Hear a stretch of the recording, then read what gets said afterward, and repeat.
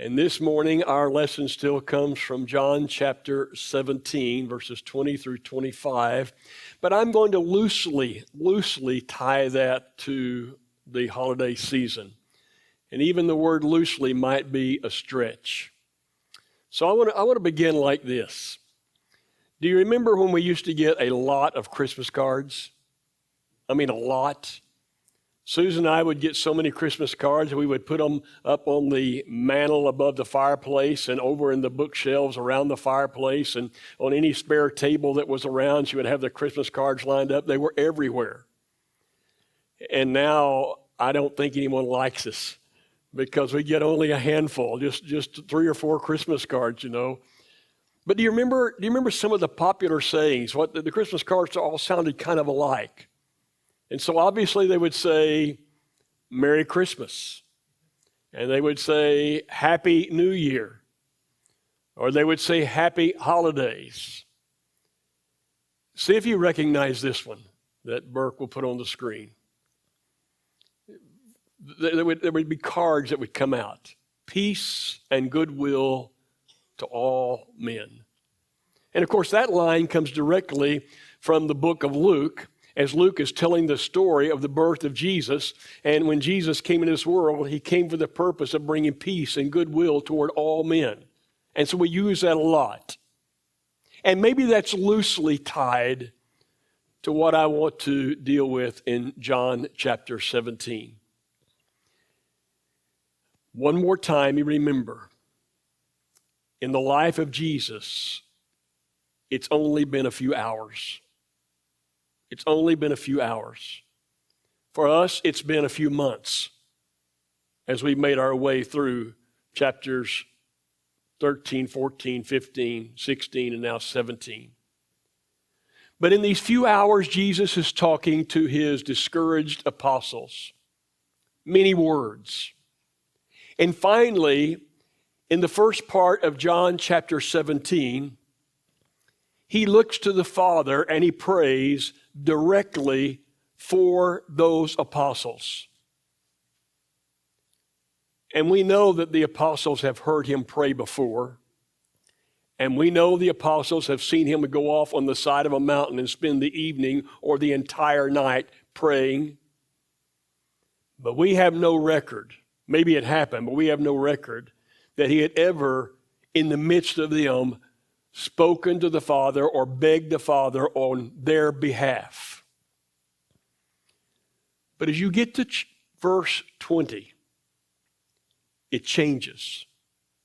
And his prayer is not just for those 11 men. His prayer is for us. He begins to pray about us.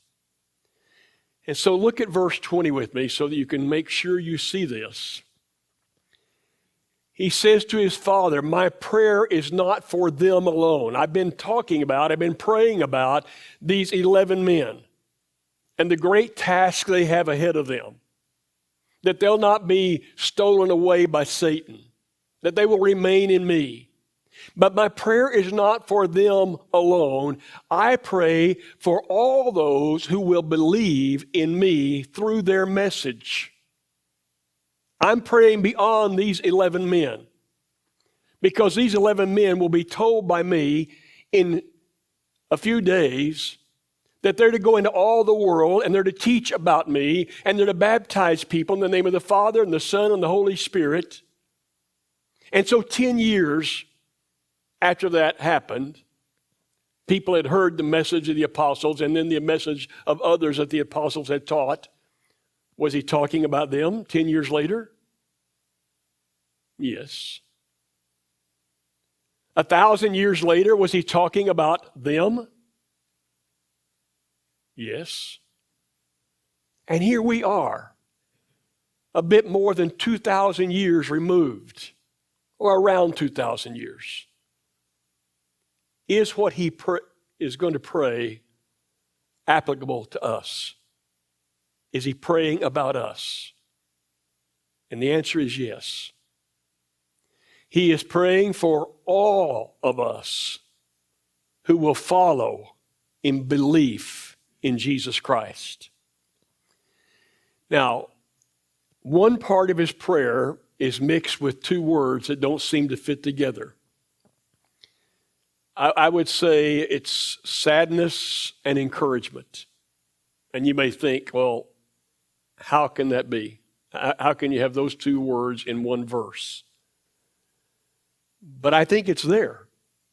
I think it's in this one verse, at least to me. At least to me. I want you to look at verse 24. In verse 24, it reads like this. Father, I want those you have given me to be with me where I am and to see my glory, the glory you gave me, you have given me because you loved me before the creation of this world. Does it strike you with any kind of note of sadness that Jesus says, Father, I want them to see my glory, the glory I had before we even created this world? I know that none of us have the mental capacity to understand or to see or even to visualize the majesty and the grandeur of heaven. And God on his throne, with all the heavenly host praising him. It must be a sight to see beyond anything that we can imagine. And that's all Jesus knew until he came to this earth. And when he came to this earth,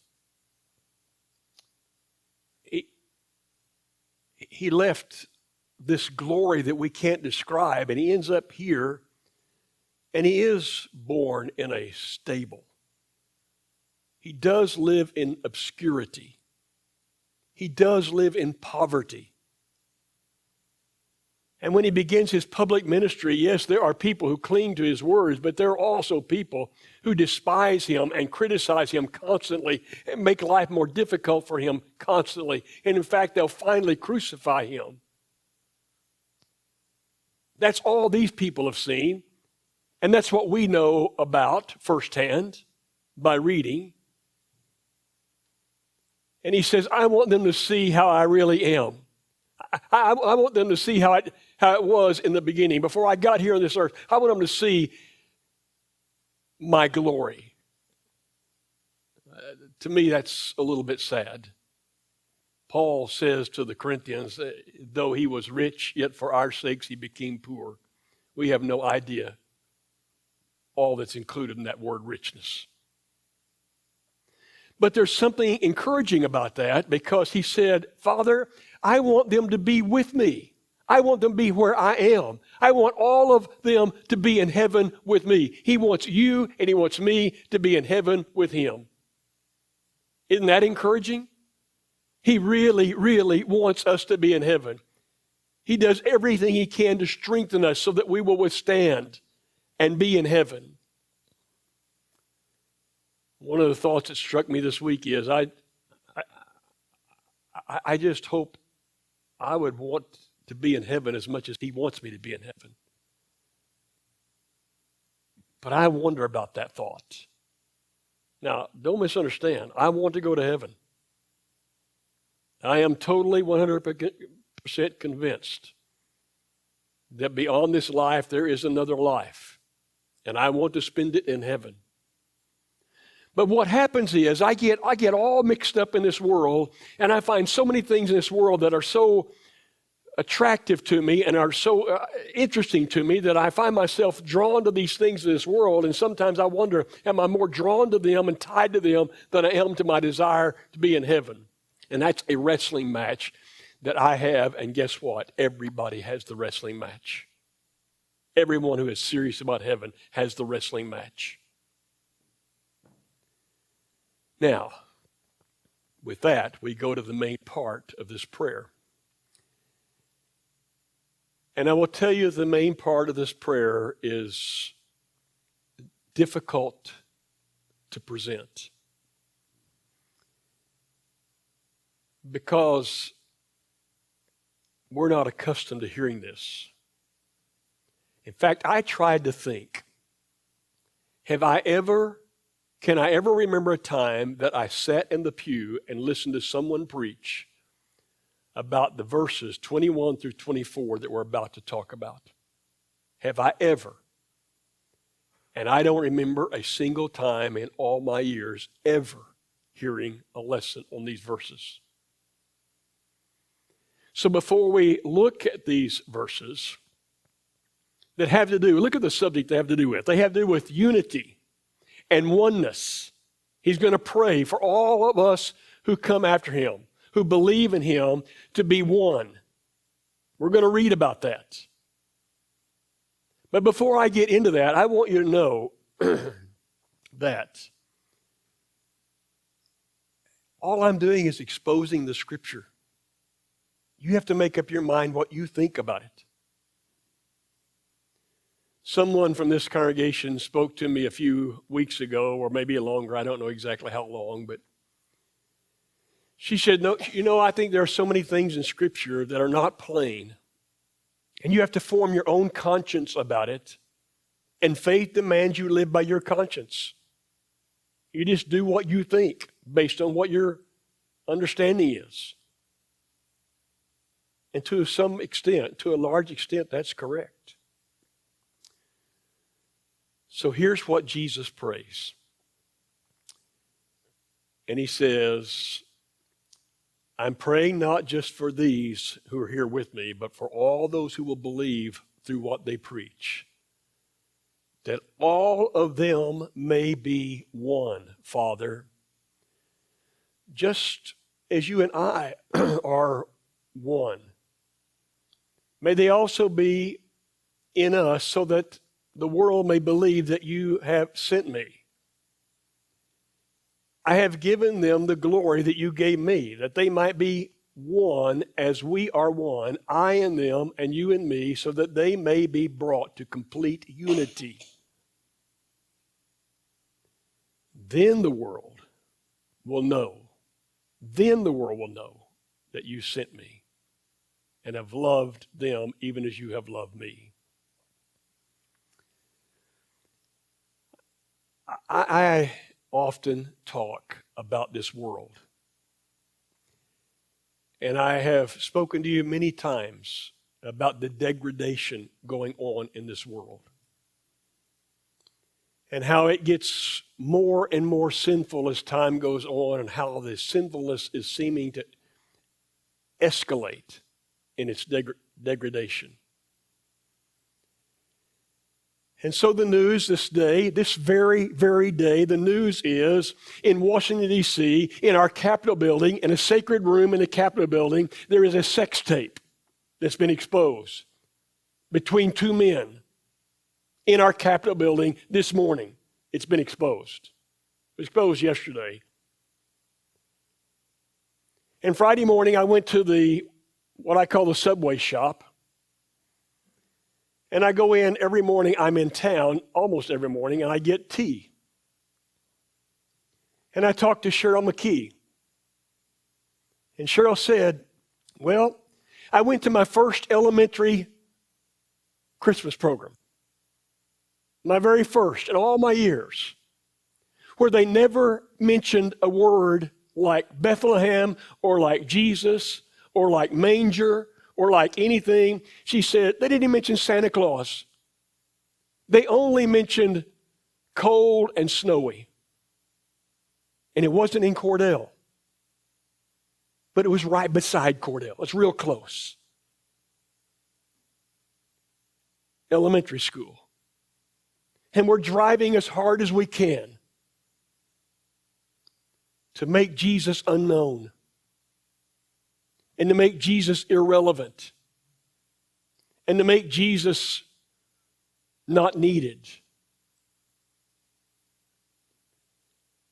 And this degradation, I have said over and over, is the fault of Satan. But now I have a new question for you.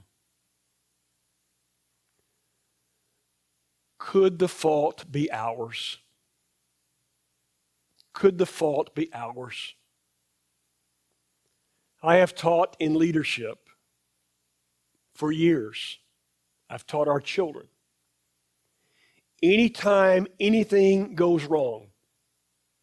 At home, anytime anything ever goes wrong. At work, anytime anything ever goes wrong. The first question to ask is, could the fault be mine? What part do I play in this mess? Could the fault be ours? Because as I look at Christianity today, it doesn't appear to be unified. It doesn't appear that oneness is a high priority.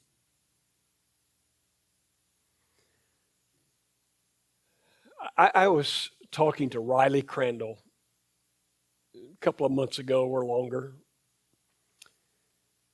And I was asking her, she's a softball player at Baylor, really, really good player. And I said, what kind of courses did you take at Baylor your first year in religion? She said, that's what they call them at Baylor's religion classes. She said, I took 2. They're 2 required. She said the first one wasn't very good. It was kind of a philosophy class. It should have been in a philosophy department. The second one I really, really liked, she said. It was the history of Christianity. She explained some of it to me. I called her 2 days ago. I said, Riley, can you retell me what you had in that class? And she said, well, kind of.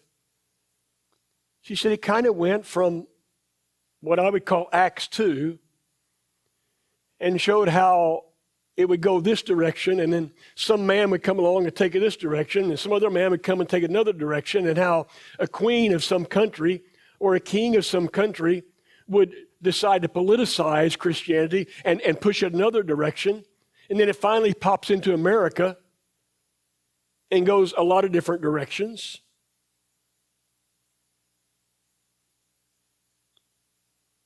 And so often the people who are teaching and going in different directions are well-meaning people. I'm not saying that I agree with everything. I'm not saying I'm comfortable with everything. But I am saying that we have chosen to be so divided that we don't have the strength to convince this world right now, perhaps, that Jesus is the only way to be saved. And that's what Jesus said. I'm praying for all those who come after me, that they may be one, so that the world might believe in me, that I was sent by you, that I'm here because of you, that you and I are one. I need the world to believe. And there are some messes going on in this world that I don't fully understand. Does anyone here fully understand what's going on in Israel and all the rest of the Middle East and why they hate Israel so? Does anyone fully understand why in a faraway country like America, people would be taking sides and protesting when they probably don't have any idea what's really going on? And don't you think all the world of Christianity needs to be praying that it's one, that's peaceful? And we haven't mentioned Ukraine in a long time. Am I getting myself in a mess? There is strength in unity. And so I'll show you this curve that I've been using a lot over the last bit of time. If you've had a course in statistics, you call it the bell curve. It's kind of the heart of statistics. And you get those tails of the bell curve, and those are the extremes. Even in statistical analysis, those are the extremes. Those are the outliers. And if you lop off the tails of those curves, that's where we in this world are polarized and where we disagree. And the tails of the curve are getting larger and larger. They're encroaching more and more on the middle. Well, let me ask you, are we polarized in politics right now? And is it getting worse? Are we polarized in racial matters still Are we polarized in identity issues? Let's just call them identity issues. Is it getting worse? So I hear a lot of grandparents saying, I'm worried about this world in which my grandchildren are going to grow up. I'm wondering what it's going to be like. But in the center of that curve, look at that word, agree. I have found that if you start in the tails, and guess what? A lot of religious groups like to live in the tails of the curve. And what you say in the tails of the curve is, if you don't agree with me, you are my enemy. And I say bad things about you. And I call you names.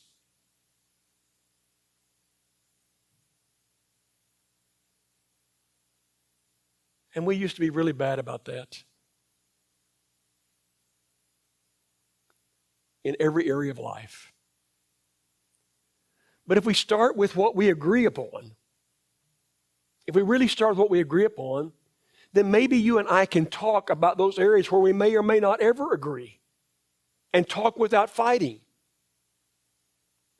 And for anyone in this audience who's ever been married or is married, I challenge you, is that not correct? Are there areas where you still do not agree?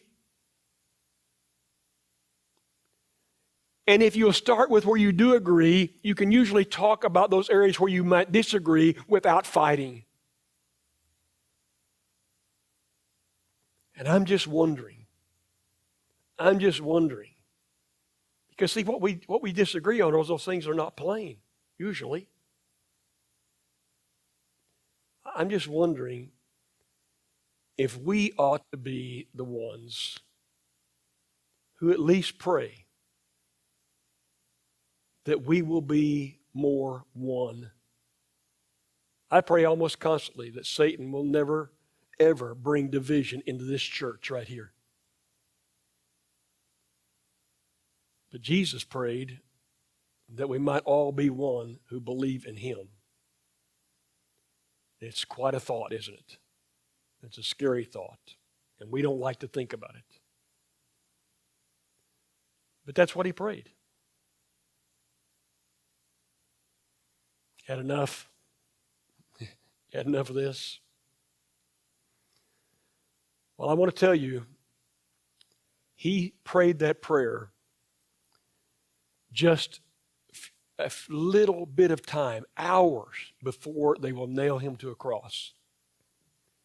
He's pouring out his heart right before he dies. And he prays for the 11, and he prays for all of us. And that's what he prayed for us.